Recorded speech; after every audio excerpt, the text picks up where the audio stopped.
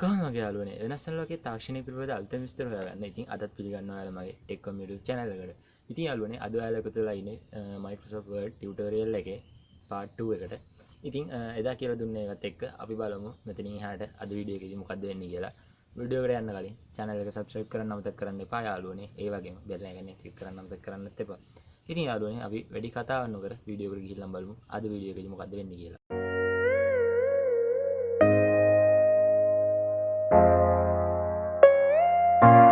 ඉතින් මගේ යාළුවනේ ඔයාලට පේනවා මම මෙන්න මේ විදිහට මම ඔයාලට එදා කියලා දුන්න දේවල් එක ටයිප් කරගත්ත පොඩි ඇතුළට එකක් ඔයාලට පේනවා. ලෙටර් එකක් හරි පැරග්‍රාෆ් එකක් හරි කිසිම ප්‍රශ්නයක් නැහැ. ඉතින් මම ඔයාලට කියලා දෙන්නේ මේ විදිහට ටයිප් කරගත්තු වචන කීපයකට කොහොමද අපි අපිට ඕන වෙනස්කම් කරන්නේ කියලා. ඉතින් මේ ටියුටෝරියල් එකේ දිගටම බලන්න. ඔයාලට මේකෙන් ගොඩක් දේවල් ඉගෙන ගන්න පුළුවන්. ඉතින් මගේ යාළුවනේ ඔයාලට මුලින්ම කියලා දෙන්න ඕන ඔයාලා ලෙටර් එකක් ටයිප් කරනවාට අපි හිතමු මේක ලෙටර් එකක් කියලා. එතකොට ඔයාලට මේ හරිය උඩින් මෙතන උඩින් මේ කර්සර් එක තියෙන තැන එතන උඩින් ඔයාලගේ ඇඩ්‍රස් ඒ දේවල් දාන්න පුළුවන්. මේ පැත්තෙන් හරි මේ පැත්තෙන් හරි ඔයාලා ටයිප් කරන පැත්තට ඒක ප්‍රශ්නයක් නෑ, අදාළ නෑ. ඉතින් අපි බලමු මම මේ වගේ එකක් පෙන්වන්නම් ඔයාලට.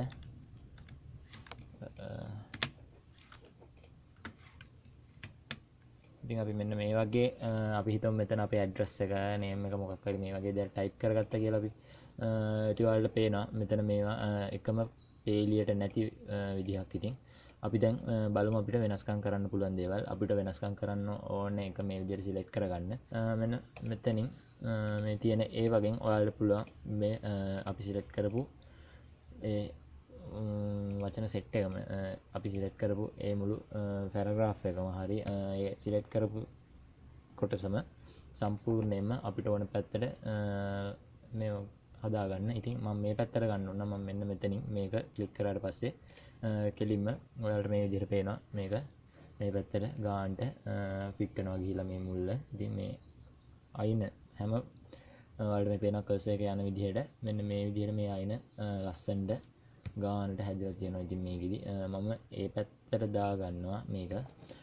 ඊට පස්සේ මම මෙතනින් කල්ලා මම හිතනවා මේ තමයි මගේ සාමාන්‍ය ලෙටර් එකක නම් ටයිටල් එකක් තියෙන්න බෑ. ඔයාලා දන්නවා කොහොමද ටයිටල් එකක් තියෙන්නේ මේ අයිනෙන් නෙමෙයි. ටයිටල් එකක් තියෙන්නේ හරි විදිහට නම් මැදට වෙන්න. ඉතින් ටයිටල් එක ගන්න අපිට කරන්න තියෙන මේක මැදට ගන්න ඕනේ නම් මෙන්න මෙතන තියෙන මේ සෙන්ටර් කියන එක ක්ලික් කරන්න පුළුවන්. එහෙම නැත්නම් කන්ට්‍රෝල් එකත් එක්ක කන්ට්‍රෝල් එකත් එක්ක ප්‍රෙස් කරපුවාම මේක සිලෙක්ට් කරලා තියෙන කොටස හරියටම සෙන්ටර් වෙනවා. ඒ වගේම ඔයාලා දන්නවා කොහොමත් ඕනම ලෙටර් එකක වුණත් ටයිප් කරාට පස්සේ ඒක කියන්නේ හෙඩ්ලයින් එක අනිවාර්යයෙන්ම අන්ඩර්ලයින් වෙලා තියෙනවා. ඉතින් අන්ඩර්ලයින් කරනදී මම ඔයාලට එදා කියලා දුන්නා මෙන්න මේ U අකුරේ ඊට පස්සේ අන්ඩර්ලයින් කරගන්න පුළුවන්. ඔයාලට පුළුවන් ඊට පස්සේ කොහොමත් ඔයාලා හැමෝම දැකලා තියෙනවා අනිවාර්යෙන් ලෙටර් එකක් පටන් ගන්නකොට ඒක පටන් ගන්න පළවෙනි ඡේදෙ තියෙන්නේ පොඩ්ඩක් අර අනිත් ඡේද පටන් ගන්න. ඒ කියන්නේ මෙන්න මේ කර්සර් එක යන විදිහ වලට පේනවා මේ අයින දිගටම. ඉතින් මෙන්න මේ විදිහට මේ පටන් ගන්න තැනට චුට්ටක් විතර පොඩ්ඩක් මැදට වෙන්න වගේ තමයි තියෙන්නේ.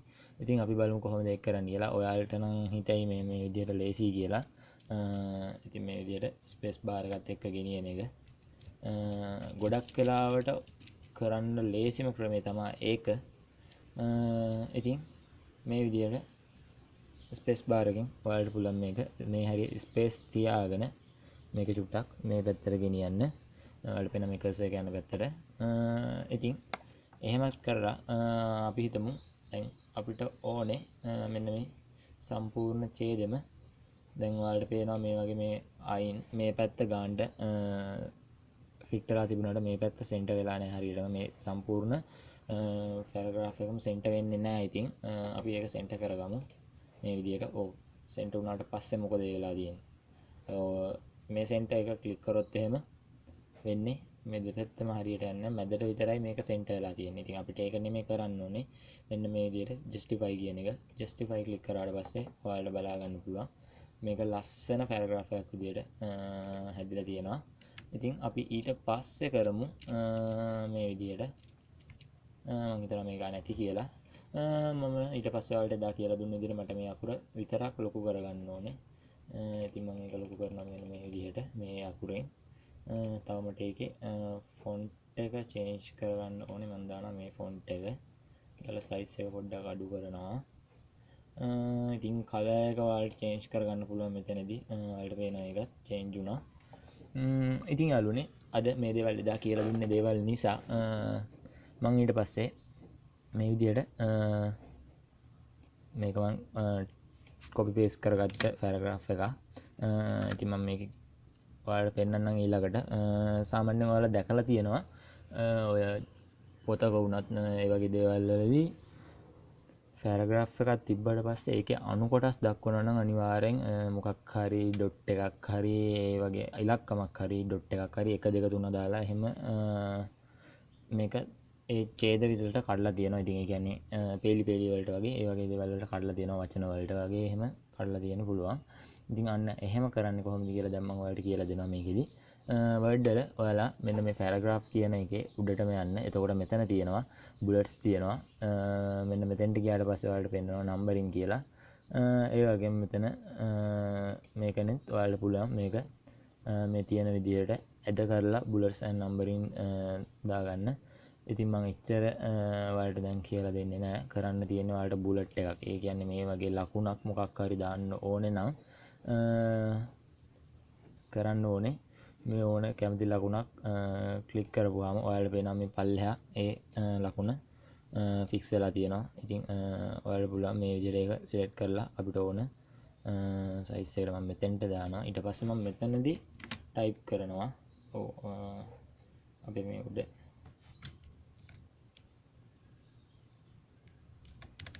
ටිකක් අයින් කරමු. ඒතකොට නැත්තම් සෙකන්ඩ් පේජ් එකට අපේ ඔටෝමැටිකලිම මේක යනවා. ඉතින් මේ විදිහට මම සිලෙක්ට් කරලා ඒක ඩිලීට් කරලා දැම්මා. ඊට පස්සේ මේ විදිහට මේ බුලට් එකට ගියාට පස්සේ අපිට ඕන දේ පේස්ට් කරලා එන්ටර් ප්‍රෙස් කරපු ගමන් ඒ බුලට් එක කෙලින්ම ආපහු අපිට මේ විදිහට මේ බුලට් එකක් ඇඩ් වෙනවා ඔටෝමැටිකලිම. ඉතින් මේ විදිහට දිගටම එන්ටර් ඔයාලා ප්‍රෙස් කරනකොට ඔටෝමැටිකලි ඇඩ් වෙනවා. ඉතින් මේක අන්තිමට නවත්ත ගන්න පුළුවන් එන්ටර් කී එක දෙපාරක් ප්‍රෙස් කරපුවාම ඒ බුලට් එක නැතු වෙනවා. අපි හිතමු ඊට පස්සේ අපිට නම්බර් එකක් ඇඩ් කරගන්න ඕනේ කියලා. මෙතනින් ඔයාලට කැමති විදිහට නම්බර් එකක් සිලෙක්ට් කරගන්න පුළුවන්. ඉතින් මම මේ සිම්පල් ABC තෝරගන්නවා. අපි ඒක මේ හරියෙන් ABC මෙහෙමම තියලා බලමු ගිහිල්ලා. මම මේ විදිහට දානවා අකුරු ටික. ඔයාලට පේනවා මේ විදිහට එන්ටර් ප්‍රෙස් කරපුවම ඔටෝමැටිකලිම ABCD කියලා දිගටම යනවා. ඉතින් අපි දෙපාරක් එන්ටර් එක ප්‍රෙස් කරු ගමන් ඒකත් අපේ අයින් වෙලා යනවා. ඉතින් කිසිම ප්‍රශ්නයක් නැහැ. ඉතින් මගේ යාළුවනේ මේ විදිහට ඔයාලට පුළුවන් මෙතනදී බුලට්ස් and නම්බරින් ඇඩ් කරගන්න මේකට. ඒ වගේම මගේ යාළුවන්ට කියන්න ඕනේ අපි ඊළඟට ගිහිල්ලා බලමු. මෙන්න මේ විදිහට අපිට ඕන මේ පැරග්‍රාෆ් එක මම සිලෙක්ට් කරගන්නවා. මේ ටික සිලෙක්ට් කරගෙන ඔයාලට කරන්න පුළුවන් මේක. අපි මෙතනදී එදා කියලා දුන්නා. ඉතින් ඔයාලට මෙතන මේවා හොඳටම කැපිලා පේන්න වගේ ඕනේ නම් මෙන්න මෙතනදී කලර් එක චේන්ජ් කරලා ඔයාලට පුළුවන් මේ දේවල් කරන්න. ඉතින් මගේ යාළුවනේ මෙන්න මේ විදිහට අපි මම මේ ඡේද සිලෙක්ට් කරනවා. ඉතින් මට හිතෙනවා මේ ඡේදෙ පොඩ්ඩක් මැදට වෙන්න වැඩි. මොකද ABC අකුරු ටික මම මේක බුලට් ටික ගත්ත නිසා තමයි මෙහෙම වුනේ. හැබැයි මට දැන් ආපහු ඒක චේන්ජ් කරගන්න ඕනේ. මට බුලට්ස් අද එකින් එකට මේක ස්පේස් බාර් වලින් එතකොට මේ දේවල් වලින් ආපහු ගන්න බැරි නිසා ආපහු ටයිප් කරන්නත් බැරි නිසා මම කරනවා. මට ලේසිම වැඩේ තමයි ඔයාලා යන්න මෙන්න මෙතන මේ පැරග්‍රාෆ් එකේම තියෙනවා ඩික්‍රීස් ඉන්ඩෙන්ට් කියලා එකක්. ඒකයි ඒ වගේම මේ ඉන්ක්‍රීස් ඉන්ඩෙන්ට් කියන එකයි. ඉතින් මෙන්න මේ දෙකෙන් ඔයාලට පුළුවන් මේ ඡේදේ වමට සහ දකුණට කියන්නේ අපි සිලෙක්ට් කරපු ඡේදේ වමට සහ දකුණට ලං කරන්න වගේම ඈඩ් කරන්න. ඉතින් මෙන්න මේ දේවලුත් එක්ක මම ඔයාලට පෙන්නනවා මේක කරන්නේ කොහොමද කියලා. ඉතින් මම මෙතන ඉන්ක්‍රීස් ඉන්ඩෙන්ට් කියන එක මුලින්ම ක්ලික් කරලා බලනවා මොකද වෙන්නේ කියලා. ඔයාලට පේනවා මේ ඡේදෙම සම්පූර්ණ අපි සිලෙක්ට් කරපු ටිකම දකුණු පැත්තට යනවා අර බුලට්ස් එක්කම. ඉතින් ඔයාලට පේනවා දිගට මේ විදිහට වෙනවා. ඉතින් මට ඕනේ මේ පැත්තට නෙමෙයි. මම ඊට පස්සේ මෙන්න මෙතනින් මේක කියන්නේ මේ ඔයාලට පේනවා මෙතනට කර්සර් එක ගියාට පස්සේ ඩික්‍රීස් ඉන්ඩෙන්ට් කියලා පෙන්නනවා අපිට. ඉතින් මෙන්න මේක ක්ලික් කරලා මට ඕන ගානට මම මේක හදා ගන්නවා. ඉතින් අපි අනිත් එකටත් ඒකම ක්ලික් කරලා බලමු. දැන් ලස්සනට තියෙනවා. ඉතින් ඔයාලට හොඳයි කියලා හිතන විදිහකට මේක ඔයාලට චේන්ජ් කරගන්න පුළුවන්. මොකද ඔයාලගේ ලෙටර් එකක් හරි පැරග්‍රාෆ් එකක් හරි වෙන්න පුළුවන්. ඒ දේ ඔයාලට කැමති විදිහට මේක චේන්ජ් කරගන්න. ඉතින් කිසිම ප්‍රශ්නයක් නැහැ. ඉතින් මගේ යාළුවනේ ඔයාලට තියෙනවා ඊළඟට මෙන්න මේ විදිහට අපි හිතමු අපිට මේ මම සිලෙක්ට් කරලා තියෙන පැරග්‍රාෆ් එකේ තියෙන පේලි අතර පරතරය වචන අතර පරතරය නෙමෙයි පේලි අතර පරතරය. ඒ කියන්නේ මේ උඩ පේලියයි මේ යට පේලියයි ඊට පල්ලෙහා පේලියයි ඒ පේලි අතර තියෙන පරතරය ගොඩක් පුංචි කියලා. ඉතින් තව අපිට මේක පේලි අතර පරතරය වැඩි කරගන්න ඕන නම් පුළුවන් ඔයාලා මෙන්න මෙතෙන්ට එන්න. line and paragraph spacing කියලා ඉතින් මෙතන තියෙනවා. ඉතින් මෙන්න මෙතෙන්ට ආවට පස්සේ ඔයාලට පුළුවන් මෙන්න මේ විදිහට මේ චූටි ඊතලයේ උඩ ක්ලික් කරාට පස්සේ මේ විදිහට වැටෙනවා. ඉතින් ඔයාලට පුළුවන් මේකේ පල්ලෙහාට ගිහලා ඔයාලට ඕන ගන්නට මේක සිලෙක්ට් කරගන්න. ඉතින් මම මෙතනින් නම්බර් එකක් තෝරන්නේ නැතුව මම යනවා මෙතන live spacing option කියන එකටම. මෙන්න මේ විදිහට ආවා. අපි බලමු දැන් මෙන්න මේකෙදි කරන්න පුළුවන් වෙනස්කම් මොනවද කියලා. ඉතින් ඔයාලට පේනවා ඔය අපි මෙතනින් වෙනස්කම් කරනකොට මේ පල්ලෙහායින් ප්‍රීවියු එකේ මෙන්න මෙතනදී අපිට පෙන්නනවා මේ ඡේදය කොහොමද අපිට හැඩ ගහන්නේ කියලා. ඉතින් ඔන්න බලන්න. ඉතින් ඔයාලට පේනවා මෙන්න මෙතන තියෙනවා ඉන්ඩෙන්ටේෂන් කියලා. මෙන්න මේකේ තියෙන මේ left කියන ක්ලික් කරාට පස්සේ මේ විදිහට තමයි මේක මේ විදිහට වෙන්නේ. ඉතින් මම මේක 0 තියා ගන්නවා. line shaping option. ඉතින් මේක right එකට ක්ලික් කරලා බලමු අපි දෙකට විතර දාලා. ඔයාලට වෙනවා මේක දකුණු පැත්තට විතරක් මේක ලස්සනට කොලේ change වෙනවා. ඉතින් අපිට ඒකත් නෙමෙයි ඕනේ. අපිට පුළුවන් මෙන්න මෙතනදී before එකට change කරගන්න මේක. ඒ වගේම මේක after එකට මේ ඡේද ලස්සනට select කරගන්න පුළුවන්. ඉතින් මේ දේවලුත් එක්ක ඔයාලට පුළුවන් මේකෙදි මේ වගේ වෙනස්කම් කරන්න. ඉතින් මම එතන වෙනස්කම් මොකුත් කරන්නේ නැහැ. මම කෙලින්ම මෙන්න මෙතනදීම අපිට ඕන ප්‍රමාණයට මේක හදා ගන්න. ඉතින් මම හිතනවා මේ size එක හොඳයි කියලා. ඉතින් මගේ යාළුවනේ පියතෙනින් ඒ විදිහට හදාගත්තා. ඉතින් මගේ යාළුවනේ මම දැන් ඔයාලට කියලා දෙනවා ඔයාලා කොහොමද ආටිකල් එකක් ඒ දේවල් වගේ කරනවා නම් ඔයාලට හිතෙනවා නම් දැන් මම මෙතන මේ ලොකු රතු පාටින් C අකුරක් ටයිප් කරගත්තා. ඉතින් මට හිතෙනවා මේක චරම ලස්සන නැහැ කියලා. ඉතින් මේක මට ඕන විදිහට ගැලපෙන්නේ නැහැ කියලා හිතනවා මේ software එකේදී. ඉතින් අපිට ඒක change කරගන්න පුළුවන්. ඔයාලා දැකලා තියෙන විදිහට ඔය පාට ලස්සන අකුරු විදිහට change කරගන්න පුළුවන්. මෙන්න මෙතන මේ ඒ අකුරක් තියෙනවා. ඉතින් text effect කියන එක. ඉතින් මේ text effect කියන එකට ගියාට පස්සේ ඔයාලට කැමති විදිහට මේ text එකට effect එකක් add කරගන්න පුළුවන්. ඉතින් මම effect එකක් මෙන්න මෙතන මේ තියෙන effect එක තෝරගන්නවා කියලා මට හිතෙනවා ඒක හොඳයි කියලා. ඊට පස්සේ මම ඒකම තියාගෙන ඒකේ outline එක fix කරගන්නවා. ඉතින් මුලින්ම outline එකේ color එක click කරන්න ඕනේ. ආපහු ගිහිල්ලා outline එකේ අපි size එක බලමු මෙන්න මෙතන මේ width කියන එකෙන්. ඉතින් මෙන්න මෙතනදී ඔයාලට පුළුවන් මේ outline එකේ size එක change කරගන්න. ඔයාලට පේනවා අර අපි outline දුන්න C අකුරේ outline එක ලොකු වෙනවා එන්නේ නැම. ඉතින් මෙහෙම පල්ලෙහාට යනකොට මම මේ ගන්න තියෙන outline එක මට හිතෙනවා මේ අකුර පේන්නේ නැහැ. තව චුට්ටක් ඔයාලට පේනවා මදි නම් අපි size එක ලොකු කරමු දැනට. මේ විදිහට මම තව වෙනස්කමක් කරනවා මේ C අකුරට. ඔයාලට පුළුවන් මෙතනදී මේක මේ වටේ outline එකේ glow එක වෙනස් කරන්න ඔයාලට කැමති පාටකින් මේ දේවල් කරන්න පුළුවන් මෙතනදී. අර පොඩ්ඩක් දිලිසෙන පෙනුමයි කියන්නේ. ඉතින් ඔයාලා අකුර දැක්කම ඉතින් මෙන්න මේ විදිහට ලස්සන කරගන්න තමයි මේ තියෙන්නේ. ඉතින් මෙතනදී පුළුවන් මෙන්න මේ reflection කියන එකේ ඔයාලට පුළුවන් no reflection click කරොත් එහෙම මෙතන වෙන්නේ 7L ක් නැති වෙන එක. ඉතින් අර ඔයාලට පේන මේ C අකුර යටින් 7L වගේ තියෙනවා. ඉතින් මෙන්න මෙතනදී ඒ 7L වැටෙන්න ඕන විදිහ අපි හිතමු මෙන්න මේ shape හොඳයි කියලා. ඒක ප්‍රමාණයත් එක්ක වැටෙනවා. ඉතින් මෙන්න මෙතනදී මම හිතනවා මේ ගන්න හොඳයි කියලා. එහෙමනම් ඉතින් ඔය විදිහට ඔයාලට මේක හදා ගන්න පුළුවන්. අපි මේකේ size එක පුංචි කරගමු.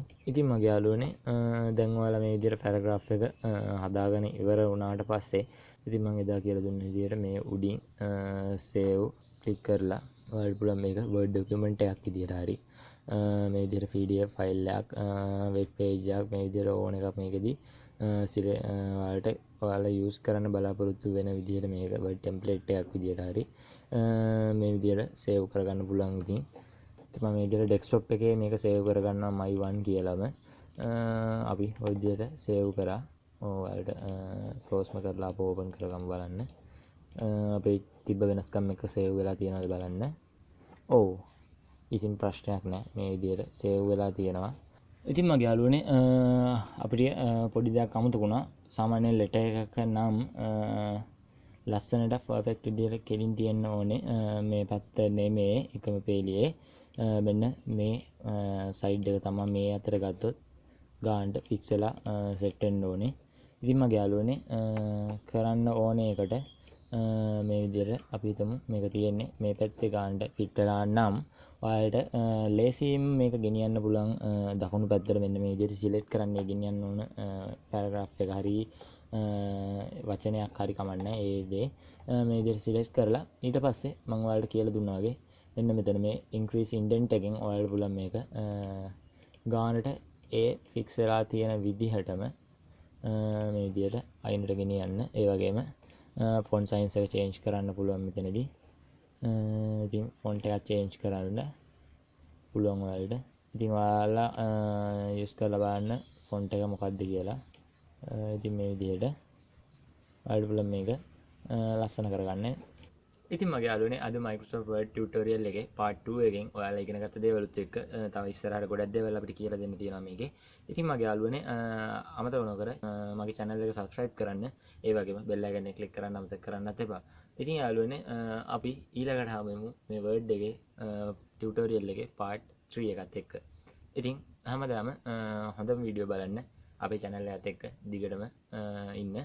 ඉතින් යාළුවනේ අමතක නොකර channel එක subscribe කරන්න. අද රොබින් සමු ගන්නවා.